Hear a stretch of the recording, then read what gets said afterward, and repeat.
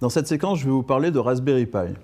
Le Raspberry Pi, c'est une idée un peu folle d'un développeur de jeux vidéo, David Braben, qui a eu l'ambition de fabriquer un petit ordinateur pour moins d'une cinquantaine d'euros, moins d'une cinquantaine de livres en l'occurrence, puisque c'est en anglais, et qui a travaillé, créé une fondation pour cela, en voulant fabriquer un outil qui soit accessible à tous les étudiants et au-delà de ça, à tous les gens qui n'avaient pas forcément les moyens d'avoir un ordinateur, mais qui avaient les moyens de récupérer peut-être du vieux matériel, des vieux écrans, des vieux claviers, et en se disant que ce qu'il fallait être de bonne qualité et être neuf, c'était vraiment le cœur de la machine, c'était la carte mère, le processeur. Donc je vais vous montrer ce que c'est qu'un Raspberry Pi, ce qu'on peut faire avec, et comment ça se présente, et comment ça se met en œuvre. Alors quand je vous dis qu'un Raspberry Pi, c'est un ordinateur réduit à sa plus simple expression, ben c'est vraiment réduit à plus simple expression, puisque c'est le contenu de cette petite boîte.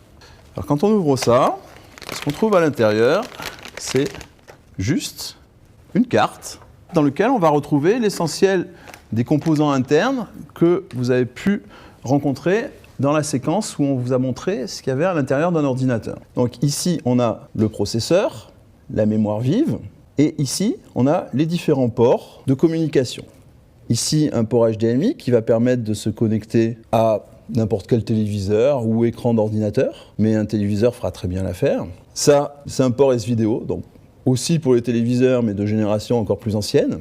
Ici, on a un port audio sur lequel vous pouvez brancher votre casque, le même casque que vous branchez sur votre téléphone, avec exactement le même style de jack. Ici, on a deux ports USB, et ici, un port Ethernet qui permettra de se connecter au réseau le cas échéant. Ça, c'est ce qu'on a dans la boîte, mais pour le faire fonctionner, il manque plusieurs choses pour avoir un ordinateur complet. Ces plusieurs choses, ça va être effectivement un écran, un clavier, mais aussi une alimentation, un peu de mémoire, c'est-à-dire ce qui était le disque dur, et la connexion de tout ça. Donc je vais aller chercher tout ce qui manque pour faire un ordinateur à partir de ça. Donc ça y est, je suis allé faire mon petit marché et j'ai récupéré les composants qui me manquaient. Alors j'ai un clavier USB, j'ai une souris USB qui va aller avec, j'ai un écran qui est bien au format HDMI, qui est le format du port du Raspberry. J'ai ici une clé Wi-Fi qui va me permettre de connecter le Raspberry au réseau Wi-Fi. Si j'avais un Raspberry plus récent que celui-là, je n'aurais pas besoin de cette clé parce que dans les derniers modèles, le Wi-Fi est directement intégré à cette clé. Et puis, j'ai besoin du disque dur, j'ai besoin de la mémoire. Donc, j'ai récupéré en fait cette clé micro SD et cet adaptateur SD qui vont aller se mettre ici, dans le connecteur qui est à l'arrière de la carte. Alors, avant de glisser cette carte dans le Raspberry, il y a un petit travail à faire. C'est que le Raspberry, pour qu'il fonctionne, a besoin d'un système d'exploitation. Le système d'exploitation qui est conseillé pour fonctionner avec cette machine, c'est un système Linux, une version Debian. Et il faut aller récupérer ce système d'exploitation et l'installer directement déjà sur la mémoire pour qu'on puisse utiliser le Raspberry. Il existe des clés micro SD qui sont directement préinstallées si on ne sait pas le faire. Sinon, aller récupérer ce logiciel si on dispose d'une autre machine sur Internet et l'installer sur la carte, ce n'est pas quelque chose de très difficile et c'est quelque chose qui est bien documenté et disponible à partir du site de Raspberry. Donc ensuite, je vais brancher les différents périphériques USB.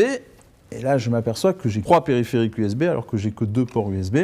Alors là encore, si j'avais un Raspberry plus récent, j'aurais 4 ports USB. Mais puisque ce n'est pas le cas, je vais utiliser une multiprise USB. Ce qui a un autre avantage, c'est qu'elle me fournit des prises qui sont alimentées. Alors bon, pour faire fonctionner un clavier, ce n'est pas très important, mais pour la clé Wi-Fi et pour la souris, ça me permet de ne pas utiliser l'alimentation du Raspberry qui peut être faible pour alimenter les périphériques USB. Donc je mets la clé, le clavier, la souris, sans rien oublier. Donc l'écran est là, mais il n'est pas branché, il faut le brancher sur le port HDMI. Le hub USB, maintenant que tout est branché dessus, je le connecte sur le port USB. Il me manque donc plus que l'alimentation, que le module d'alimentation. Voilà, ici un petit module d'alimentation en 3 volts. je peux le brancher, ce qui va provoquer le démarrage du Raspberry automatiquement. Voilà, normalement, c'est parti.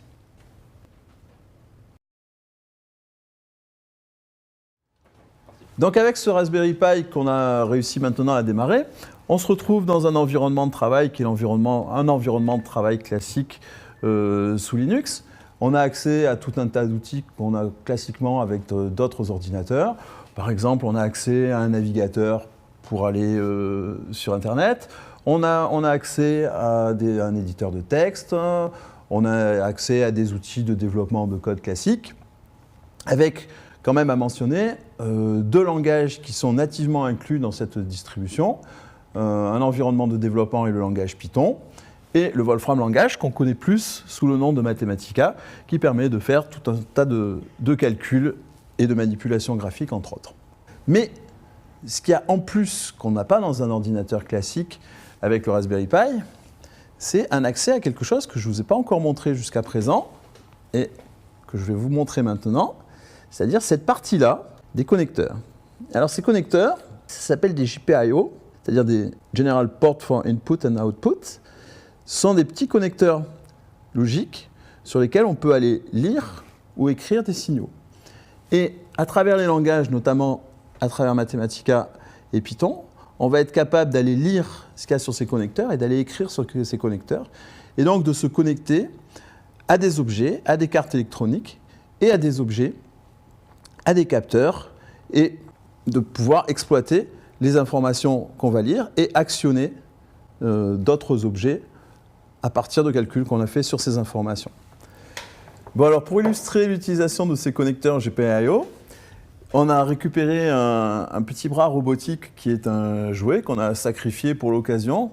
On a transformé sa télécommande en un petit bricolage électronique qui fait que les ordres vont se donner simplement en envoyant des signaux à droite, à gauche, en haut, en bas, sur 4 des fils qui sont connectés sur ces connecteurs. Les autres ne sont pas connectés. Voilà, et démonstration. Donc ici, on a un peu de code, c'est du Wolfram Langage, un peu de code qui définit en fait les ordres qu'on envoie à ces connecteurs, et j'ai regroupé ça dans quelques petits boutons.